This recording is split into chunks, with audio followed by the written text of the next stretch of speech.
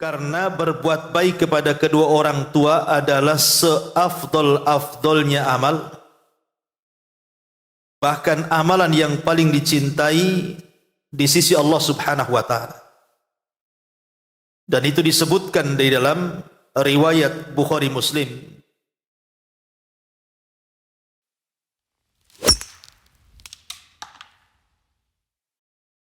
Assalamualaikum warahmatullahi wabarakatuh.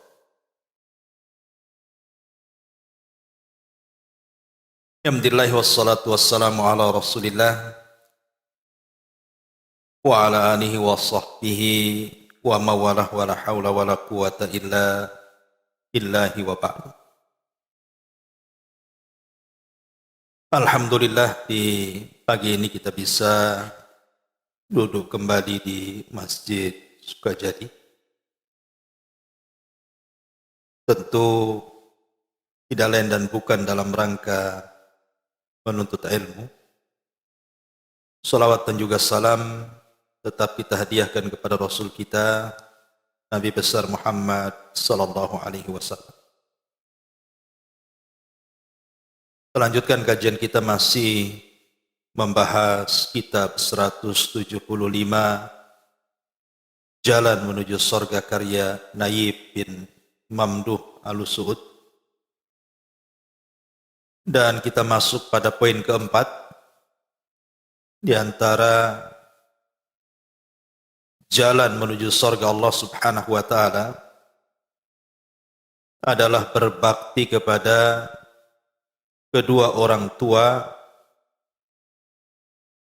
dan juga melaksanakan kewajiban-kewajiban. Kita baca baru kita jelaskan. Allah Subhanahu wa taala berfirman, wa'budullaha wa la tusyriku bihi syai'an wa bil walidaini ihsan.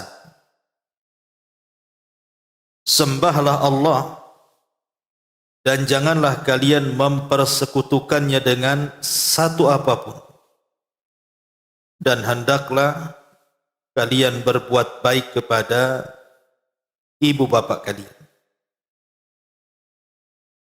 Kemudian Nabi sallallahu alaihi wasallam bersabda, "Raghima anfu, thumma raghima anfu, thumma raghima anfu." Qila man ya Rasulullah?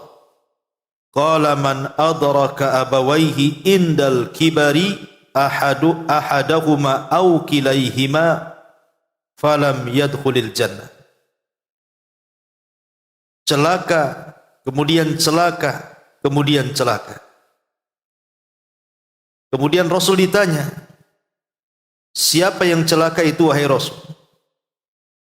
Maka Nabi SAW mengatakan, orang yang mendapatkan kedua orang tuanya dalam keadaan tua salah satunya atau keduanya, namun dia tidak dapat masuk surga. Kalimat raghima anfu adalah kata kinayah dari kehinaan. Seolah-olah dia tempelkan dengan tanah sebagai penghinaan baginya. Wa man yuhinillahu fama lahu min mukrim. Barang siapa yang dihinakan Allah, maka tidak ada seorang pun yang mampu memuliakannya. Kemudian Nabi SAW bersabda, la yajzi waladun walidan illa an yajidahu mamlukan fayashtariyahu fayu'tikahu.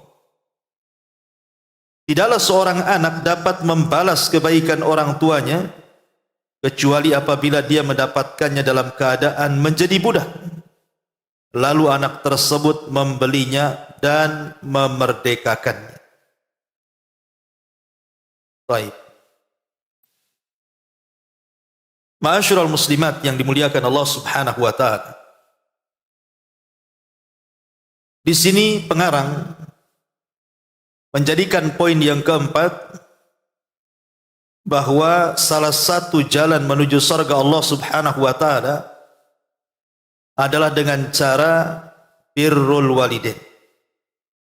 Berbuat baik kepada kedua orang tua kita.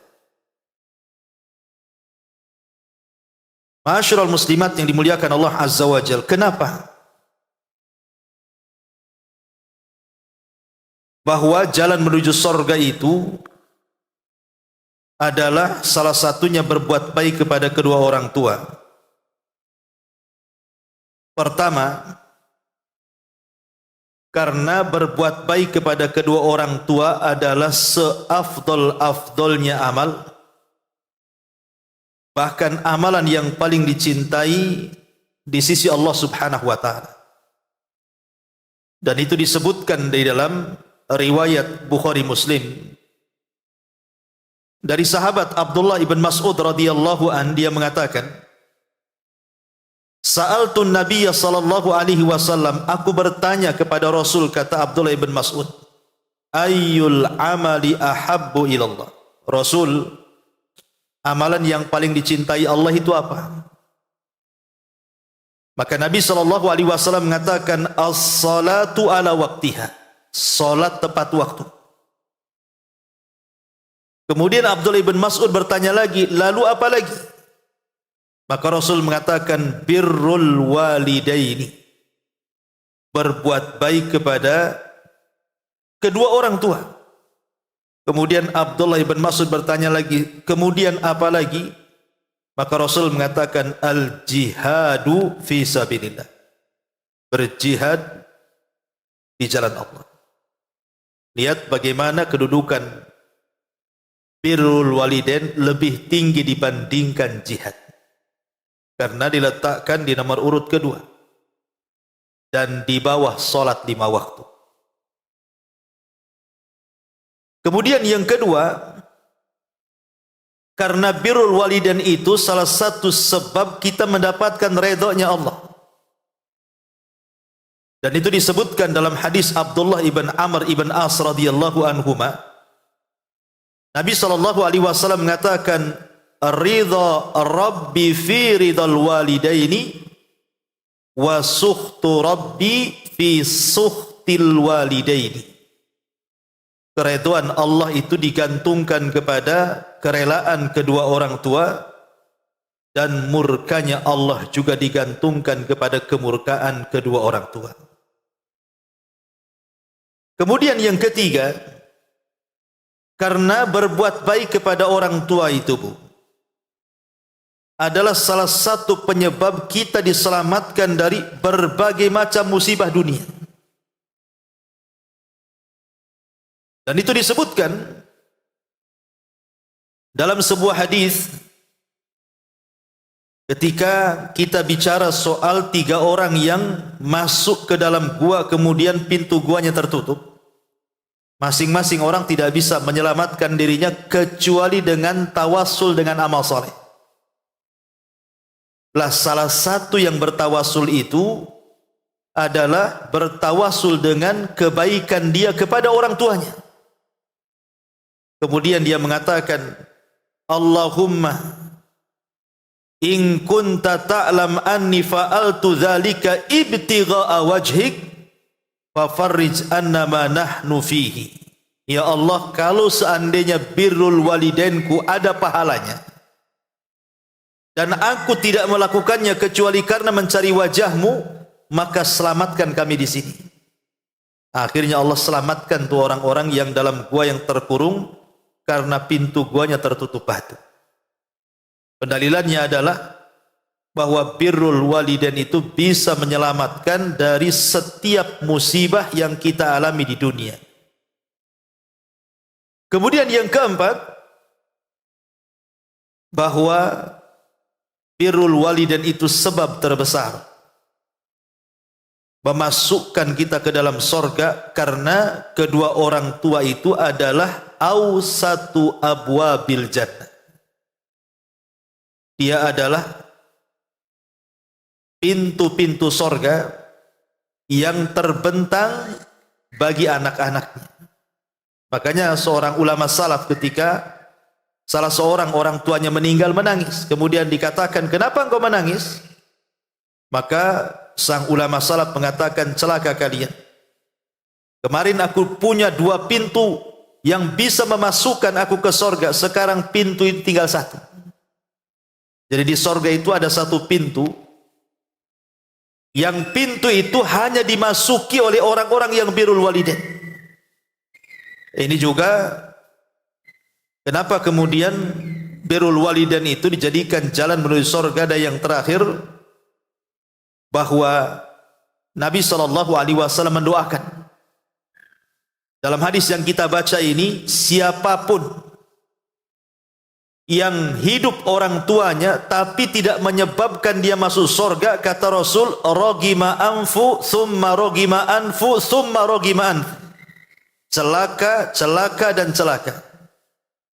Lihat, Nabi SAW mendoakan kecelakaan kepada orang yang masih mendapatkan kedua orang tuanya masih hidup, kok tidak bisa memasukkan dia ke surga.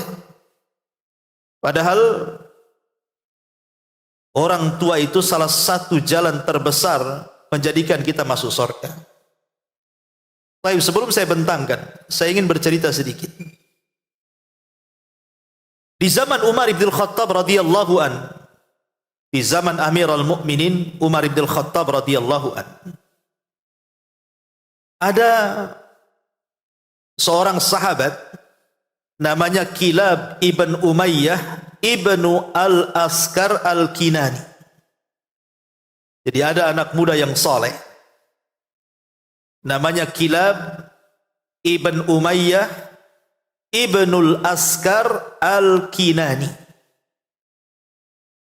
Satu hari Kilab ini berjumpa dengan salah seorang sahabat Rasul namanya Talha ibn Ubaidillah. Jadi Kilab ini bertanya kepada Talha ibn Ubaidillah ini, menurutmu amalan yang paling afdol itu apa? Maka Talha ibn Ubaidillah mengatakan, adapun kalau engkau bertanya maka ku jawab. Sepengetahuanku, kata Talha, amalan yang paling besar di sisi Allah Subhanahu wa taala adalah engkau berperang di jalan Allah atau engkau menjaga perbatasan negara kaum muslimin. Akhirnya kemudian Kilab ibn Umayyah al-Askari al-Kinani ini langsung pulang menemui kedua orang tuanya. Kemudian meminta izin. Dia ingin menjaga perbatasan kaum muslimin karena dia sudah mendapatkan fatwa dari Talha ibn Ubaidillah tadi, bahwa amalan yang paling tinggi itu jihad atau menjaga perbatasan. Kemudian dia pun datang kepada orang tuanya minta izin bahwa dia ingin berangkat dan ikut menjaga perbatasan. Akhirnya kemudian orang tuanya enggak ngasih izin. Berangkatlah dia kepada Amirul Mukminin Umar bin Khattab radhiyallahu anhu. Kemudian dia mengatakan, wahai Amirul Mukminin, bisa enggak kau utus aku biar aku ikut menjaga perbatasan kaum muslimin? Maka Umar bin Khattab radhiyallahu anhu mengatakan, apakah kau sudah izin kepada kedua orang tuamu? Maka Kilab ibn Umayyah mengatakan, sudah, tapi orang tuaku tidak mengizinkan. Maka Umar mengatakan, oh tidak bisa. Kamu harus dapat izin orang tua dulu, baru kukirim kau ke perbatasan.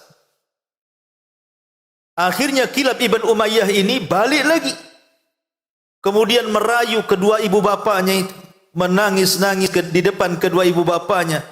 Kemudian terus meminta izin, sampai akhirnya kedua orang tuanya mengizinkannya.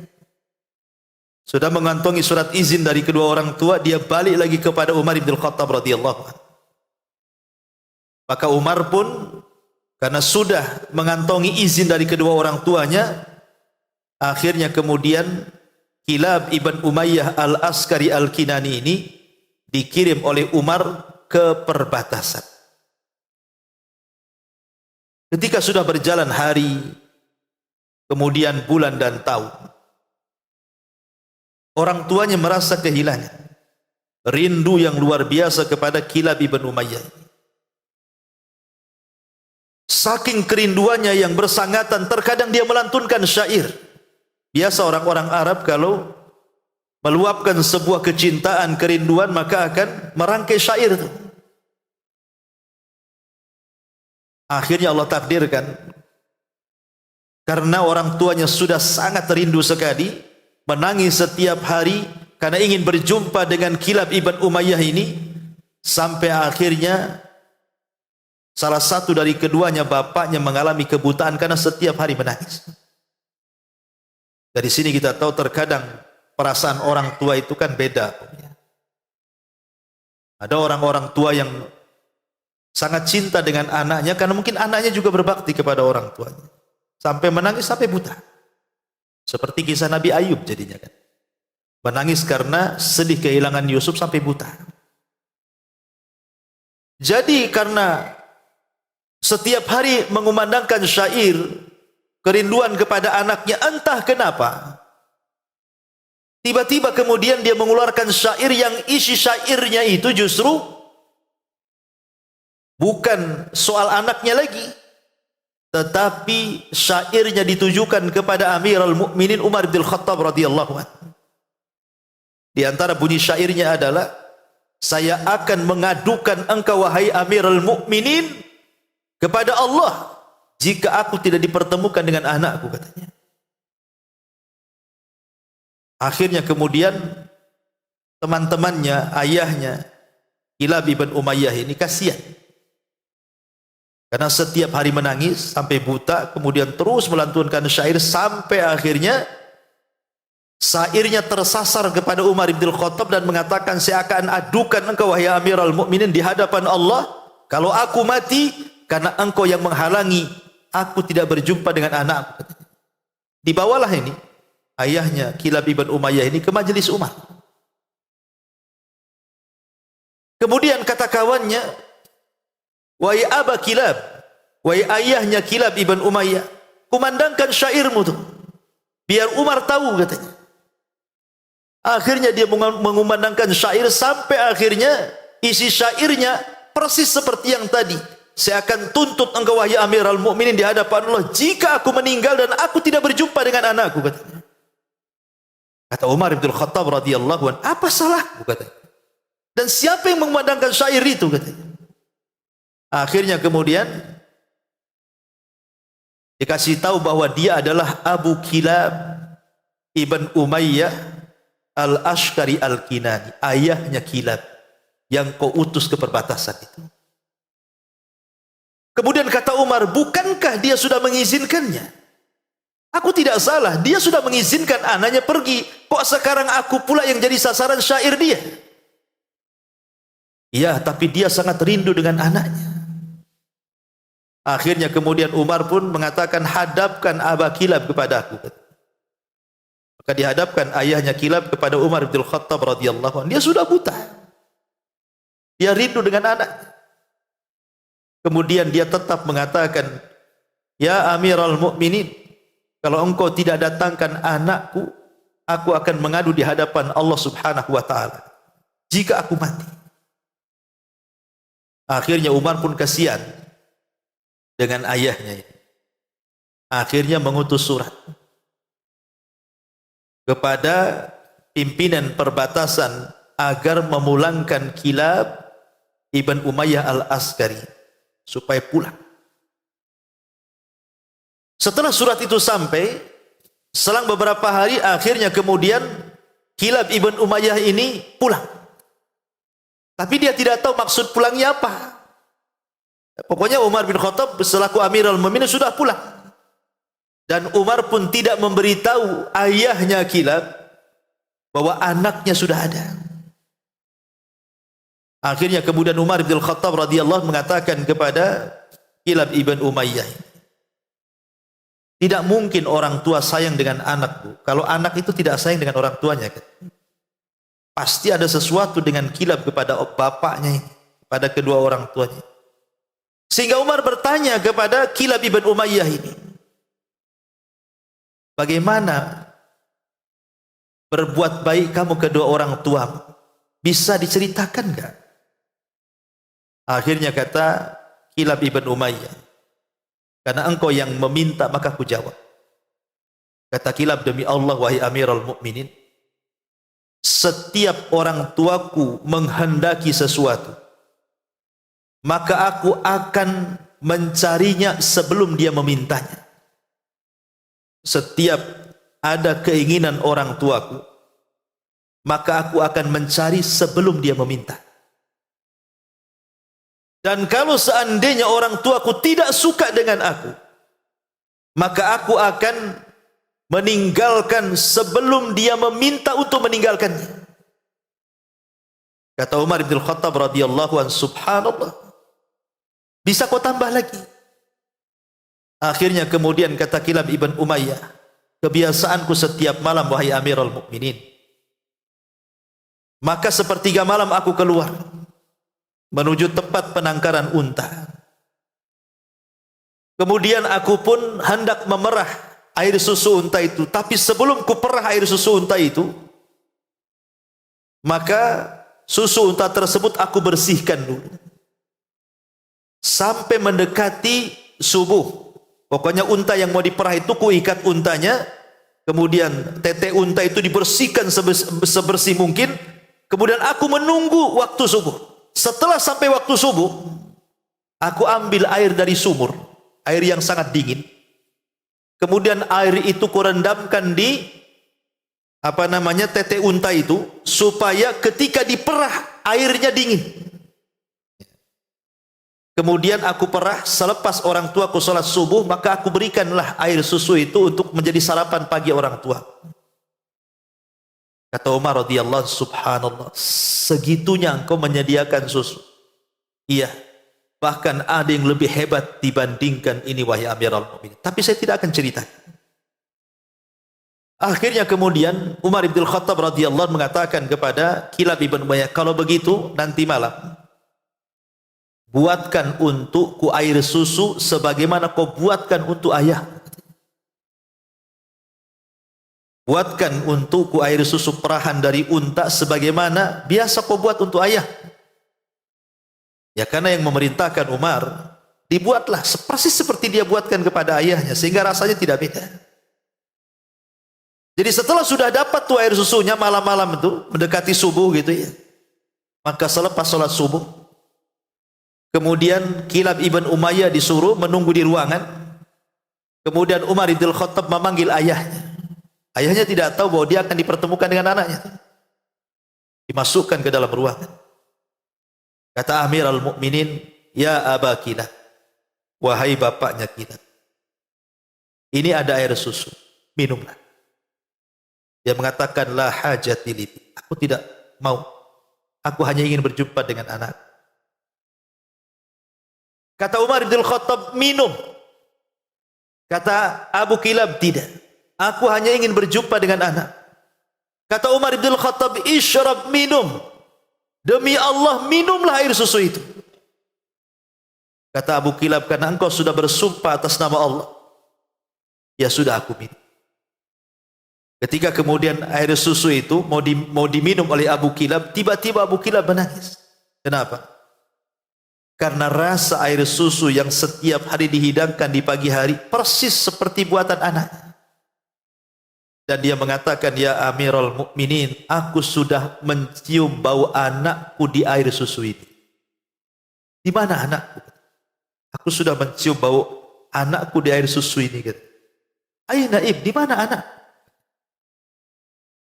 Lihat bagaimana Abu Kilab paham gitu ya. Itulah insting orang tua kadang-kadang seperti itu. Maka Umar mengatakan kepada Kilab ibn Umayyah, keluarlah wahai Kilab, ayah merindukan kamu.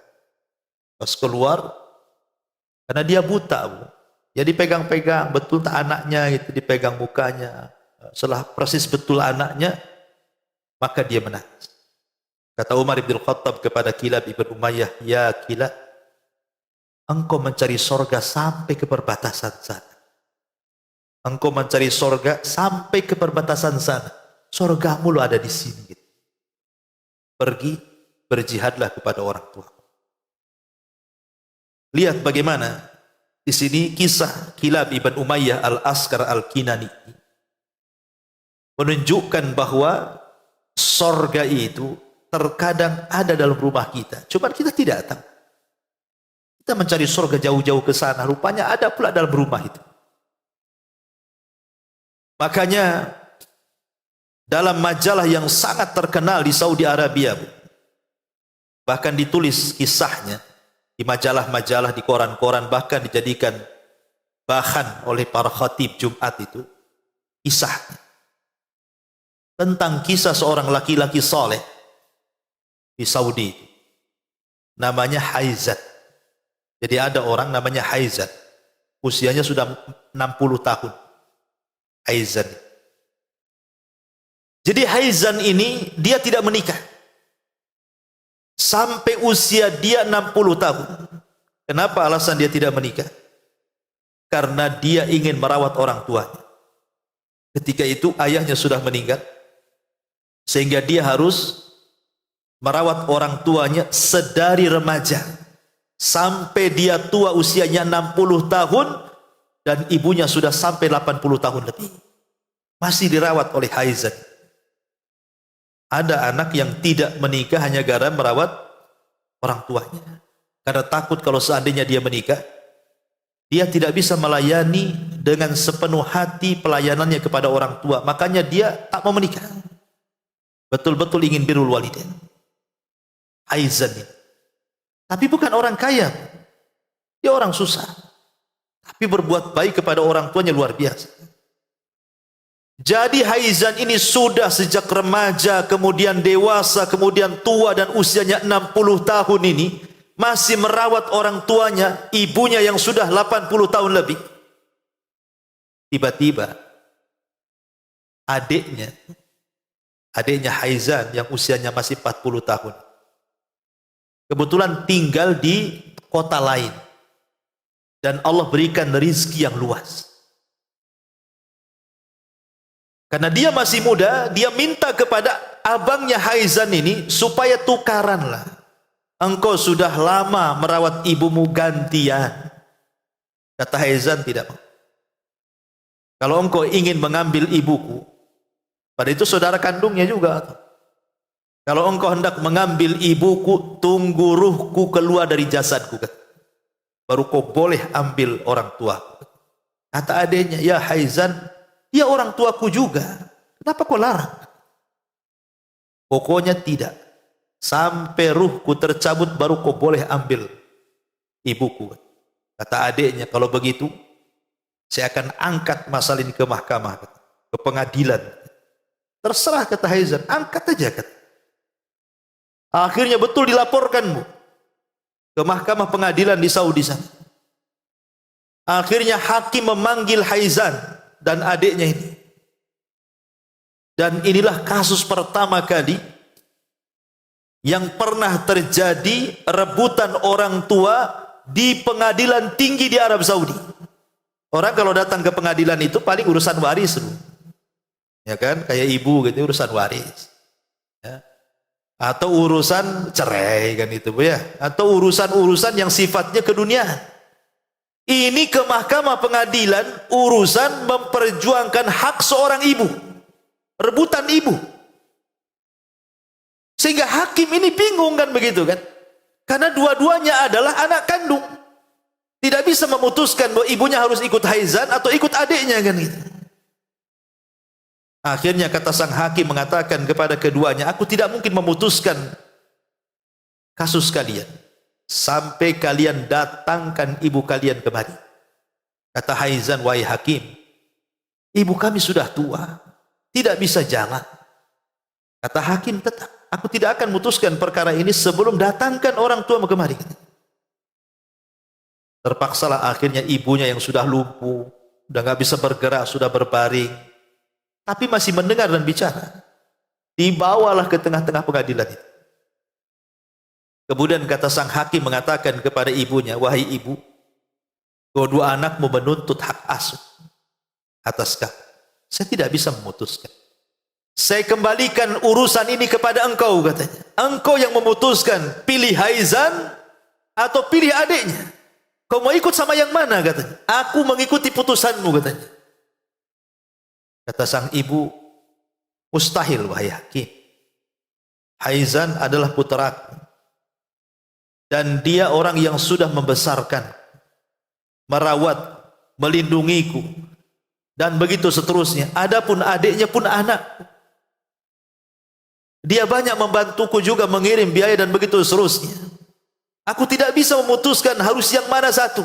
Aku kembalikan putusanmu kepadamu. Dibalikan lagi sama ibunya, sama hakim itu.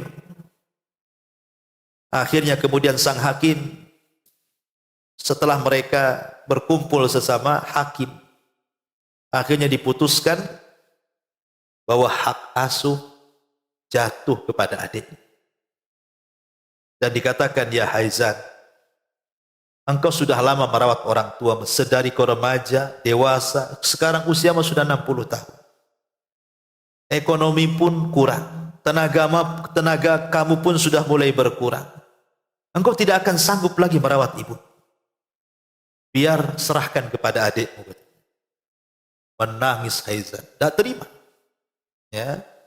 Karena bagaimanapun dari dia remaja merawat ibundanya, tiba-tiba kemudian diambil alih oleh adiknya. Tapi karena itu putusan pengadilan, mau tidak mau, ibunya harus ikut adiknya ke kota lain. Sejak itu Haizan menangis tidak henti karena rindu dengan ibunya. Subhanallah. Sampai kisah ini dibuat di koran-koran di Saudi.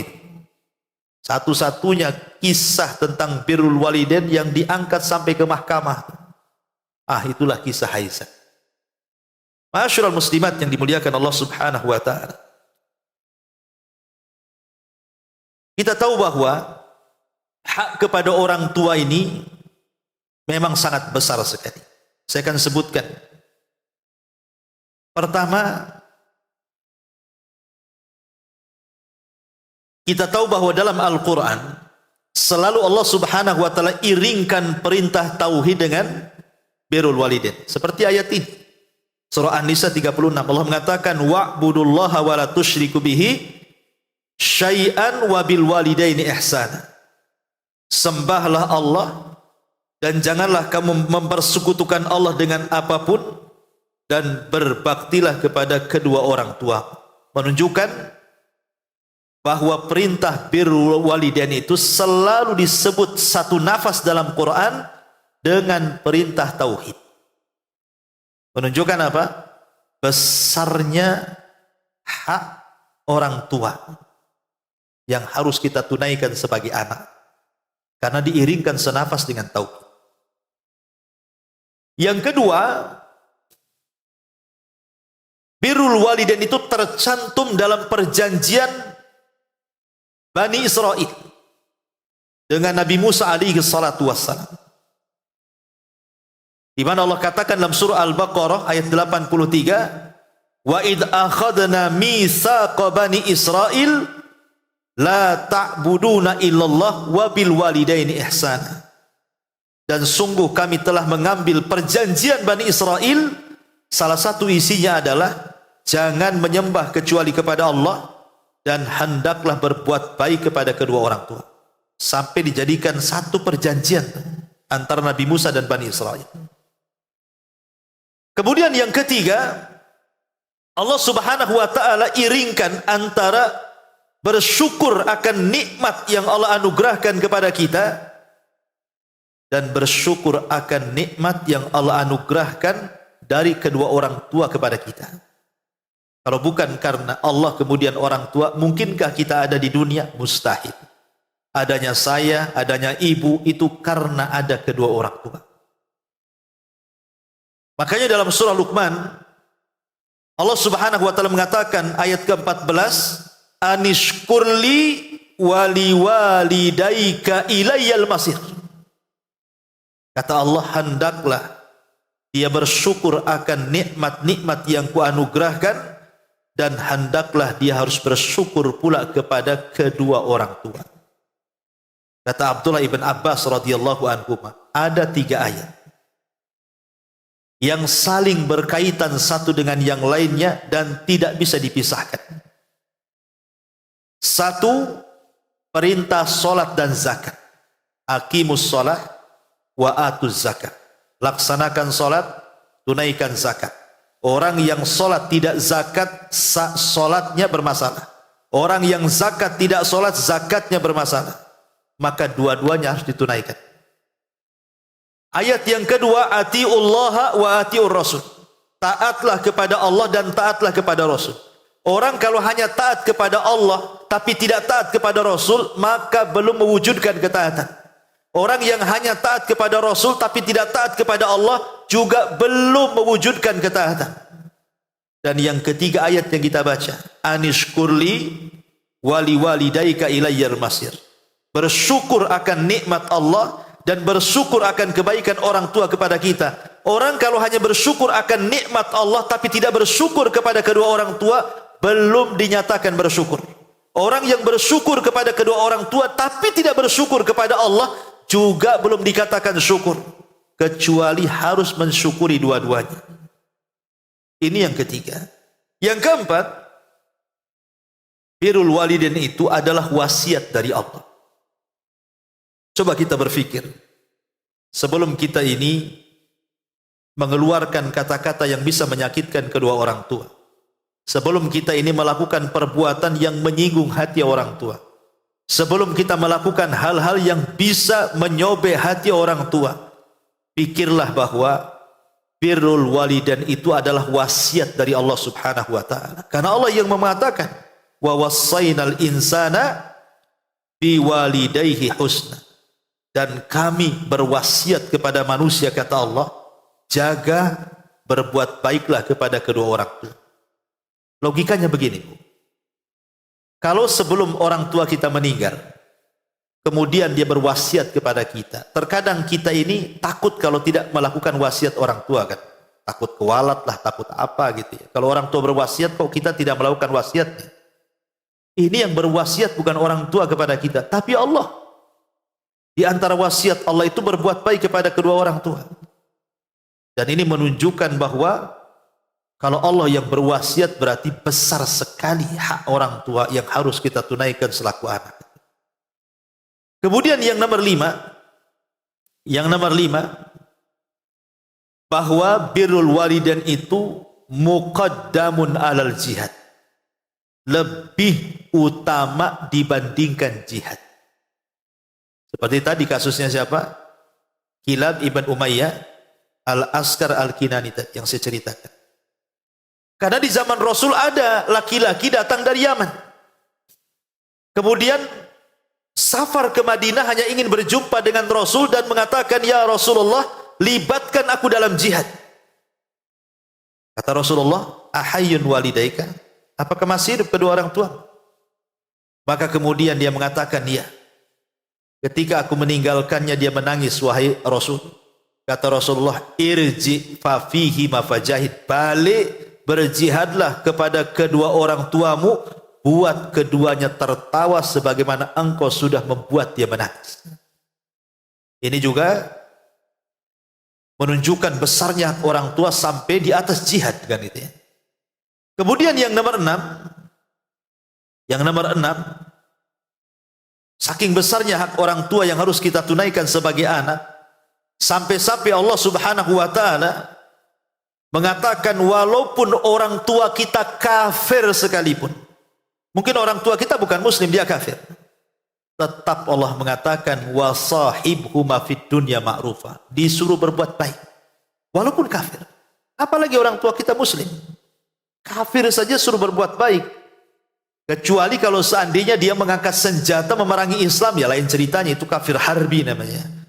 Tapi kalau orang tua tidak memerangi Islam, tidak mengangkat senjata, iya memang dia kafir, tapi dia tidak melawan Islam, maka wajib anak itu tetap berbuat baik kepada orang tua yang kafir.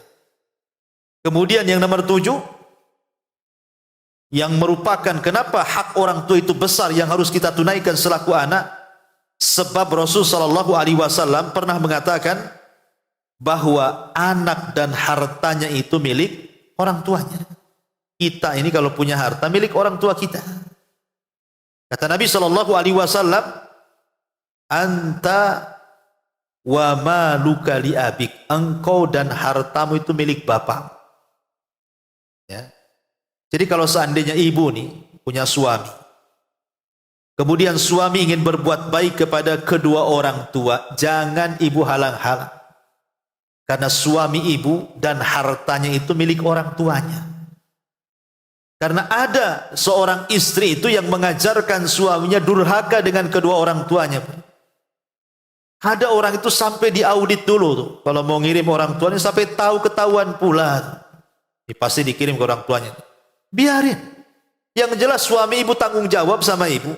Kalau memang suami ingin berbuat baik kepada kedua orang tuanya, kalau perlu dorong bu. Kenapa demikian? Karena salah satu keberkahan rumah tangga itu karena suami berbuat baik kepada orang tuanya. Itu salah satu keberkahannya. Tapi tidak ada kewajiban bagi ibu selaku istri untuk berkhidmat kepada kedua orang tua suami, ya, kecuali hanya sekedar berbuat baik kepada suami, menghormati orang tua suami. Karena sebuah kesalahan, ada seorang suami maksa gitu ya istrinya, suruh merawat orang tua, tidak boleh. Nggak ada kewajiban istri merawat orang tua suami. Ya. Jadi kebaikan seorang istri merawat orang tua suami itu hanya tabarru, ingin dapat pahala karena supaya suami senang. Selebihnya tidak ada kewajiban. Apalagi sampai disuruh tinggal di rumah mertua gitu ya. Ibu disuruh tinggal di mertua, merawat orang tuanya sampai meninggal. Itu bukan kewajiban ibu. Kewajiban ibu itu merawat suami, merawat anak-anak. Kan itu ya. Kemudian juga di antara besarnya hak itu karena ketika Nabi SAW bertanya kepada seorang sahabat, "Man ahaqqun nas bi husni sahabati?" Tahukah kalian siapa manusia yang paling berhak untuk aku berbuat baik kepadanya? Maka Rasul mengatakan ummuka, ibumu. Kemudian Rasul mengatakan ummuka, ibumu. Kemudian Rasul mengatakan ummuka, ibumu. Kemudian Rasul mengatakan thumma abuka, kemudian bapak. Kenapa ibu 3 kali, bapak 1 kali?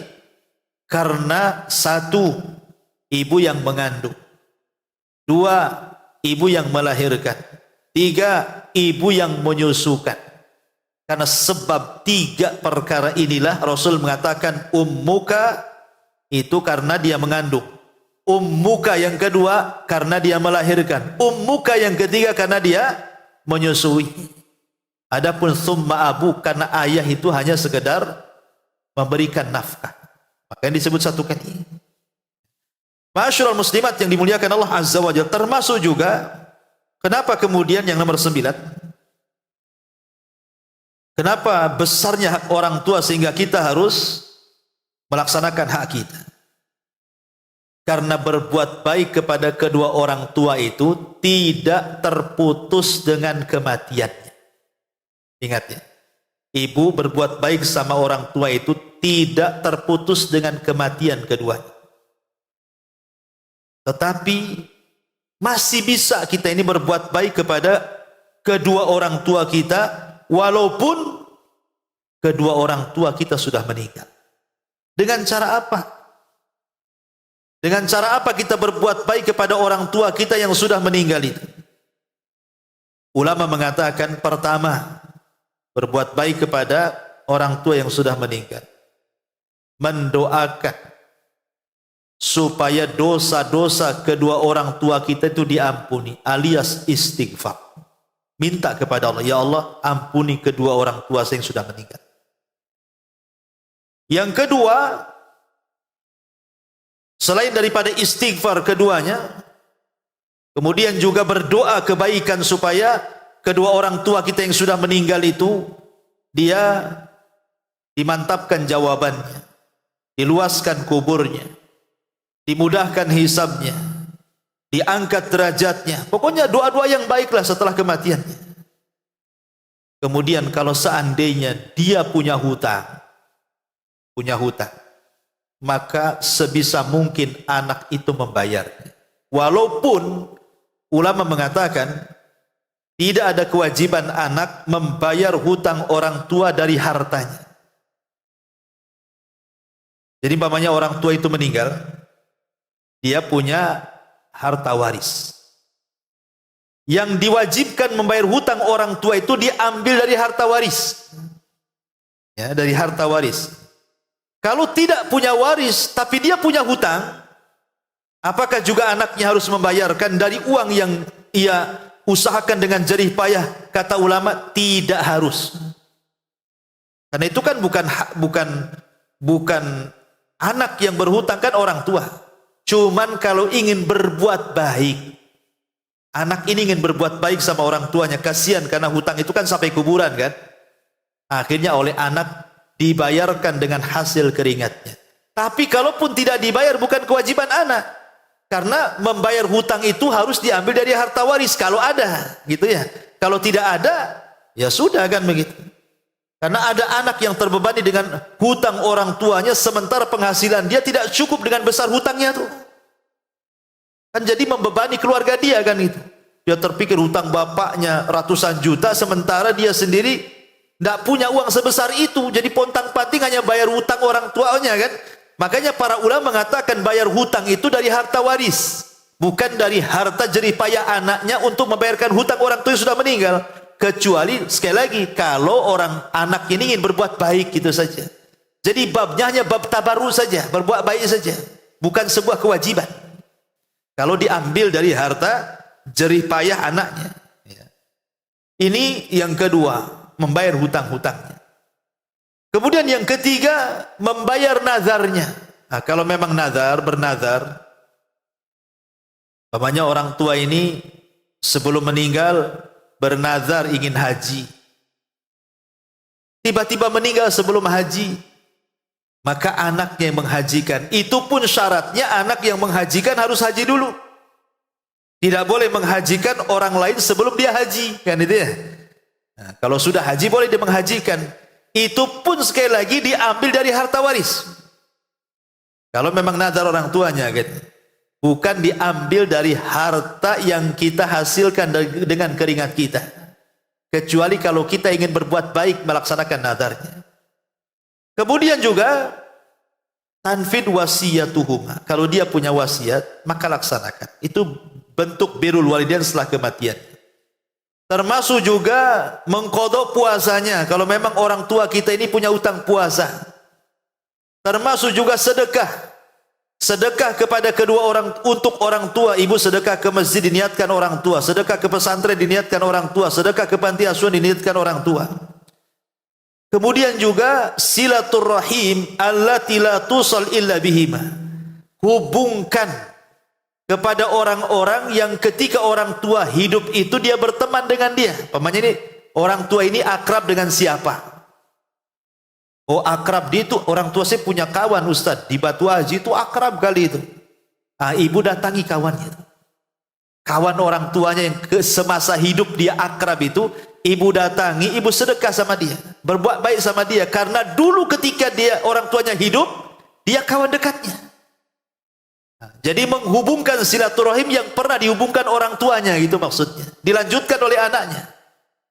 Makanya Abdullah ibn Umar radhiyallahu anhuma satu hari dia berpapasan dengan Arab Badui.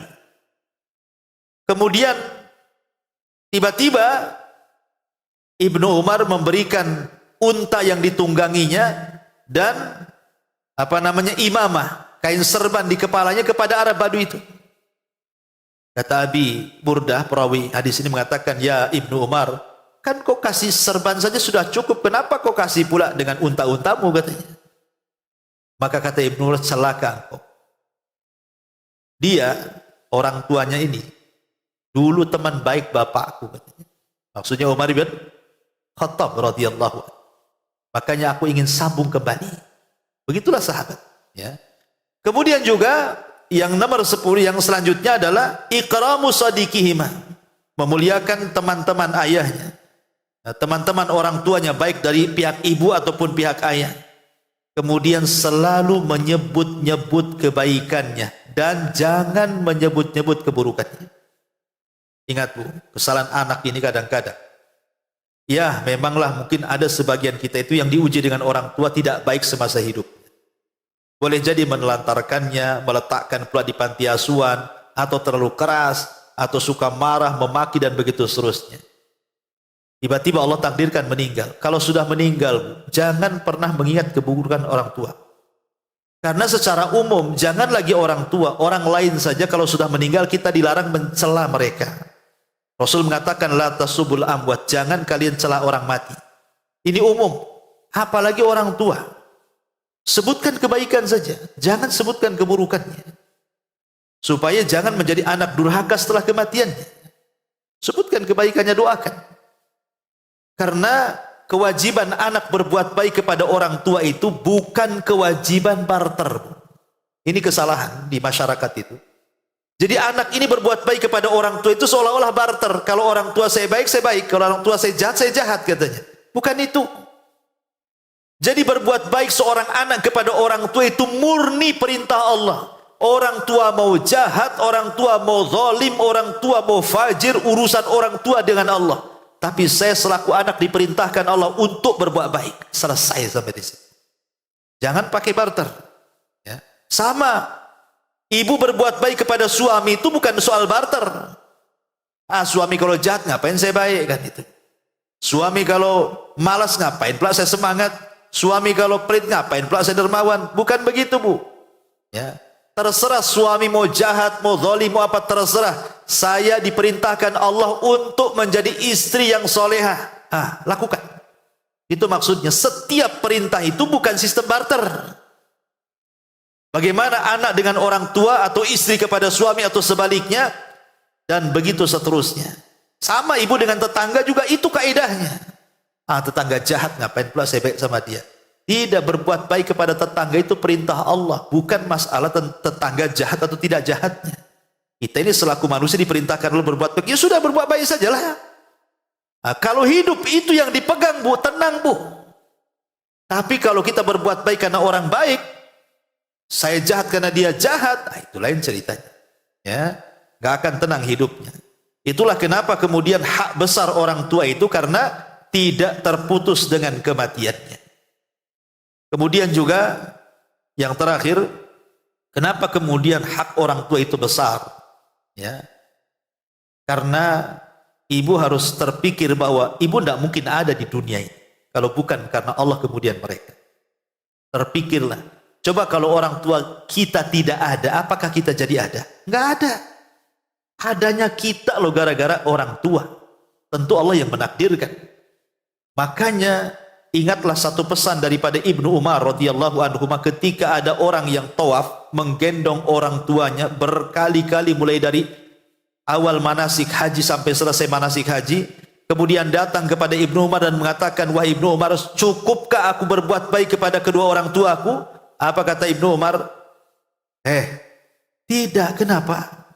Karena satu hentakan nafas orang tuamu ketika melahirkan kamu, kau belum bisa membalasnya. Satu hentakan ibu ketika melahirkan itu tidak bisa dibalas kebaikannya. Makanya kenapa hanya satu amalan seorang anak bisa level dengan kebaikan orang tua? Apa amalan itu? Nih hadis Rasulullah, la yajzi waladun walidan illa an yajidahu mamlukan fayashtariyahu fayu'tiqahu. Cuman satu. Tidaklah seorang anak dapat membalas kebaikan orang tua kecuali apabila dia mendapatkannya dalam keadaan menjadi budak, lalu oleh anak dibeli dan dimerdekakan baru impas. Tapi pertanyaannya, adakah perbudakan? Apa orang tua kita ini budak? Selama orang tua kita bukan budak, maka selama itu kita tidak bisa berbuat baik kepada orang tua. Maksudnya yang selevel. Makanya ada seseorang, saya akhiri ya, sudah 9:30. Kisah di zaman Umar bin Khattab radhiyallahu anhu. Jadi ada orang yang datang kepada Umar bin Khattab radhiyallahu anhu mengatakan, ya Amirul Mukminin, semua yang dilakukan orang tua kepada aku, katanya, kulakukan juga kepada orang tuaku. Dulu ketika aku kecil, boleh jadi orang tuaku merawat aku, menyuapi aku, memberikan minum, memberikan pakaian, membersihkan kotoran dan begitu seterusnya. Sekarang kulakukan hal yang sama. Sekarang orang tuaku sudah sakit, aku yang menyuapi, aku yang memberikan minum, aku yang kasih dia pakaian, aku menikmati membersihkan kotorannya dan begitu seterusnya.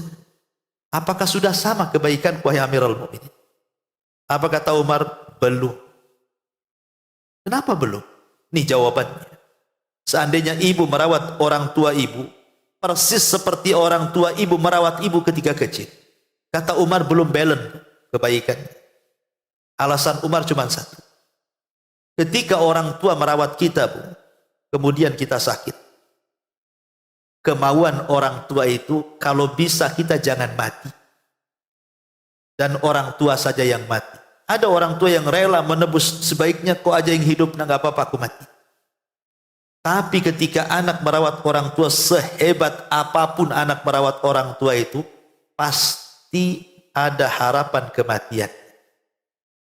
Gak mau menebus kan itu. Dengan bahasa lain, kalau saya boleh katakan istilah Umar itu, Umar bin Khattab radhiyallahu anhu.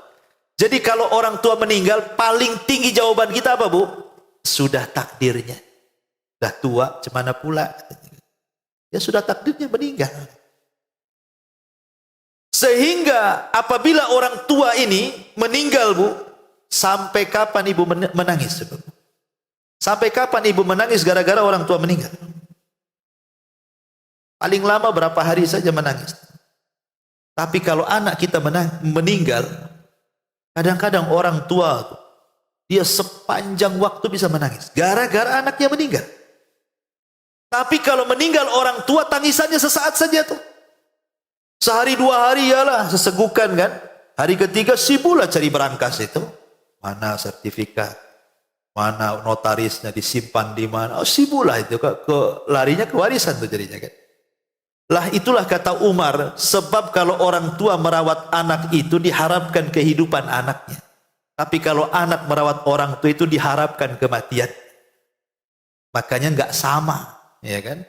Inilah diantara kenapa kemudian birrul walidain itu satu di antara jalan menuju surga Allah Subhanahu wa taala.